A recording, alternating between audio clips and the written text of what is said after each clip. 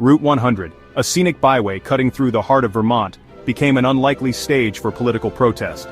The Green Mountain State, known for its tranquil landscapes and independent spirit, found itself at the heart of a national controversy. Hundreds of Vermonters lined the road, their presence a stark contrast to the snow-covered fields and picturesque villages. These were not passive observers of a distant political drama. They were active participants, their voices raised in a chorus of dissent. The immediate cause? Vice President JD Vance, a controversial figure often criticized for his perceived allegiance to former President Donald Trump, had chosen this serene corner of New England for a family ski vacation. What was intended as a private getaway quickly transformed into a public spectacle as news of Vance's presence spread. The very act of skiing, a leisurely pursuit enjoyed by many, became freighted with political significance. The signs held high by the protesters told a story of deep-seated anger and frustration. Dump Trump banners, a relic from a previous administration, signaled that the grievances of the past had not faded.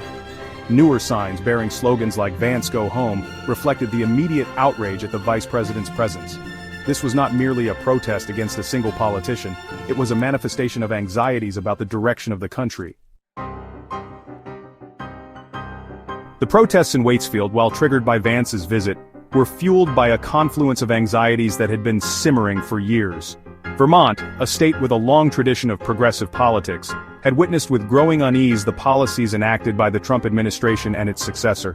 Climate change, a global threat felt acutely in a state reliant on winter tourism, was a major concern for many protesters. The Trump administration's withdrawal from the Paris Agreement and its rollback of environmental regulations had stoked fears about the future of the planet. Social justice issues were also at the forefront of the protests. Vermont, a state that prides itself on its inclusivity, had viewed with alarm the rise of rhetoric targeting LGBTQ+ communities and other marginalized groups. The Trump administration's policies on immigration and healthcare had also drawn condemnation from many Vermonters, who saw them as cruel and unjust. The protests were not solely a reaction to national politics, they also reflected local anxieties.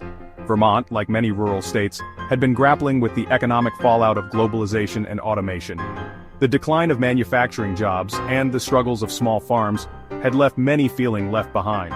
The Trump administration's trade policies and tax cuts, while touted as boons for the working class, had done little to alleviate the economic hardship felt by many Vermonters. Looming over the protests in Vermont was a confrontation that had unfolded just days earlier, thousands of miles away in the Oval Office. Ukrainian President Volodymyr Zelensky, a wartime leader who had become a global symbol of resistance against Russian aggression, had met with President Trump and Vice President Vance. The meeting, intended to showcase American support for Ukraine, had devolved into a diplomatic debacle. Zelensky, known for his blunt speaking style, had reportedly clashed with Trump over the pace and scope of American military aid. Vance, a staunch defender of Trump's America First foreign policy, had sided with the president in his criticism of Zelensky. The vice president's remarks, perceived by many as disrespectful to a wartime ally, had drawn swift condemnation from both Democrats and Republicans. The incident had further tarnished America's image abroad and raised questions about its commitment to its allies. The clash with Zelensky had cast a long shadow over Vance's visit to Vermont. Protesters saw in the vice president a symbol of an administration that had alienated allies, emboldened adversaries, and diminished America's standing in the world.